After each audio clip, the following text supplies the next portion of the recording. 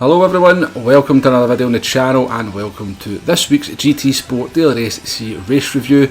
And this one's going to be a little bit controversial because I'm going to do something just a little bit naughty and I make some friends down under.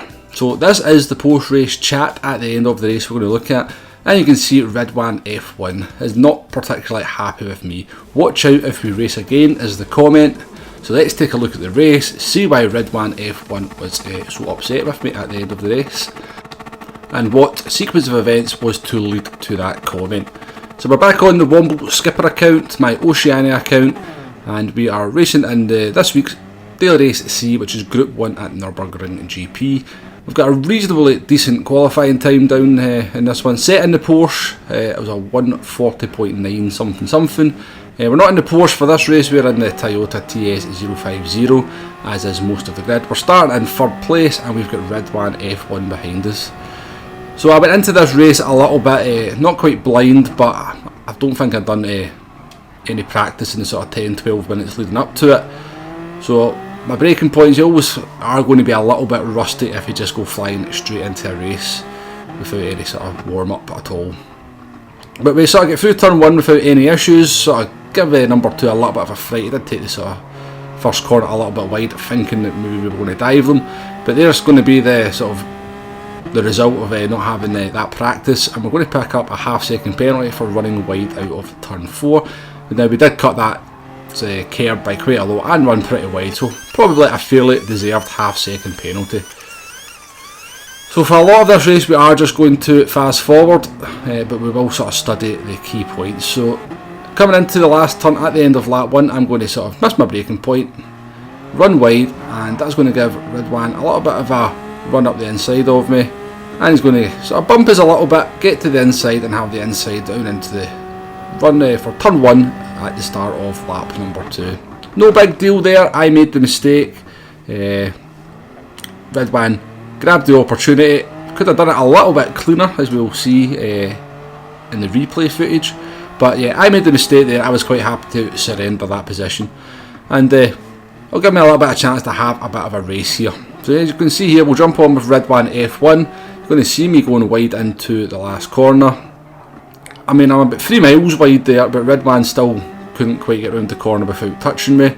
As I said, I didn't think too much of it at the time. I just thought, tried to sort of take advantage of an opportunistic move, and that was all fair and well as far as I was concerned at that point.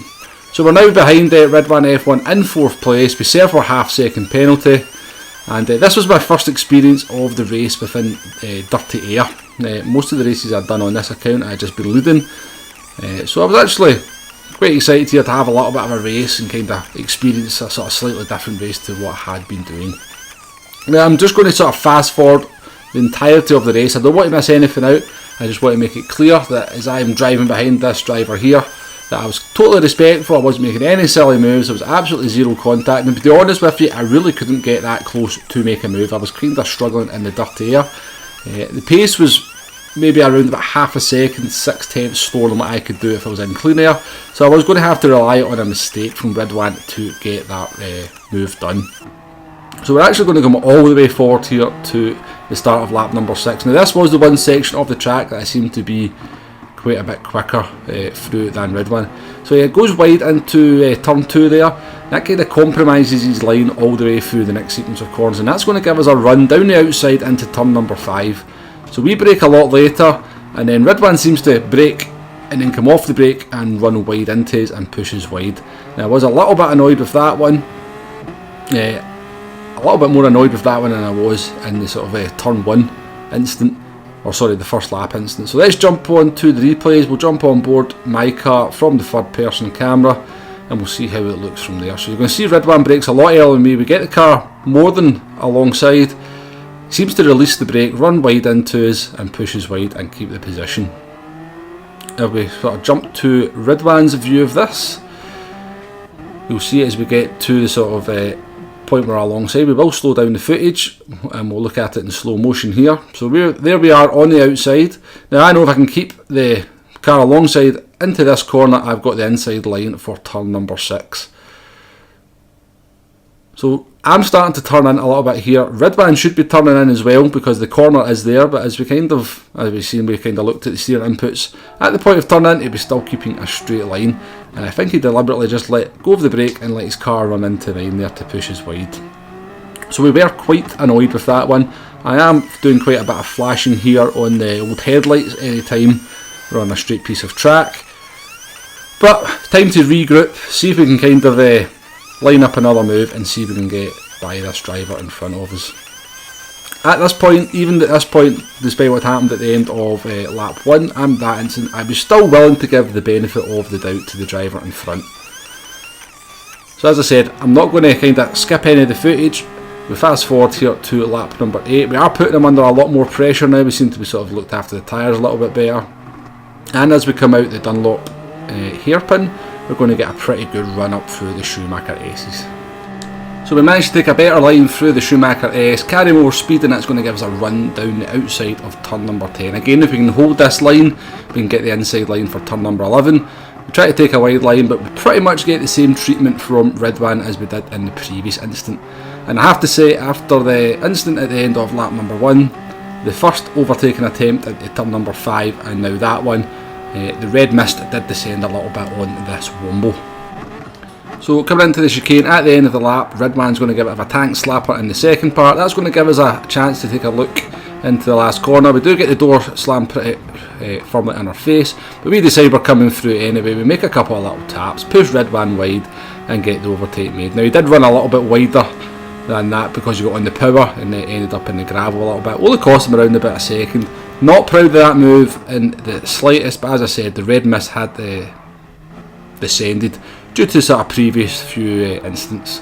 So let's just take a look at this on board again from the replay. Again, this one is nowhere near as bad as the first incident. We'll slow the footage down, we'll go forward in slow motion. You can see my car appearing on the outside there. We are firmly alongside as we come to the turn-in point. Now, I'm starting to turn in here, and even as I start to turn in, I'm still I'm going to leave space on the apex. So that is certainly my plan. But Ridwan is not really going for the apex at this point. He's sort of letting the car drift a little bit wide. As you can see as we make contact there, there's still a lot of track to the inside of Ridwan's car, where really he should be because he is committed to the inside line by sort of going defensive into the corner. We make contact and we get pushed out wide and Ridwan keeps the position. We'll stay on board. In fact, no, we're going to move on board with myself. We'll sort of see what happens in the next few corners. So as I said a little bit just a few seconds ago, come up to the chicane. Ridwan's going to get on the power a little bit too early, throws the back end of the car out. That's going to give us an opportunity to try and make a move into the last corner. He does go defensive, and as I said, we had already decided coming out the chicane we were coming through at this point anyway. And you can see that Ridwan actually goes wide courtesy of not a contact but as getting on the power. Now as we sort of ran down here towards turn number 1, I was fully expecting the punt of all punts, but it was not to happen, and we had the move made. Now we easily pulled away from Ridwan at this point over the course of the next 2 laps. Tried to sort of set a pretty decent lap time, and on both occasions got the chicane wrong at the end. But even so, we still managed to pull out a 3-second gap in Ridwan over the last 2 laps. So we definitely had the pace over that driver anyway.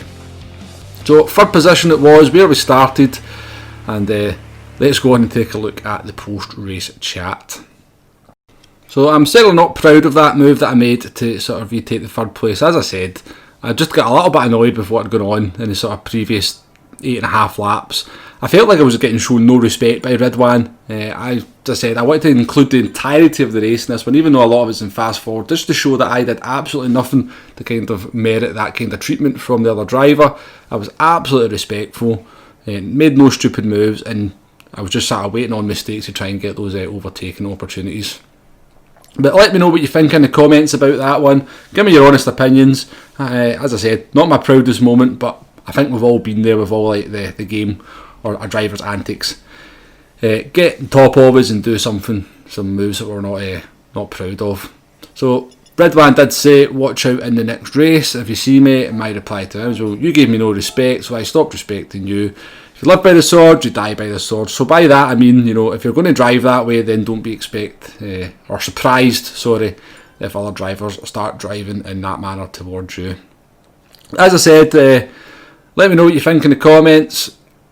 I always say that you should never let another driver's driving, or you should never sort of stoop to that level. That's exactly what I did here. Again, I think we've all been there, but it's certainly something you should try not to do.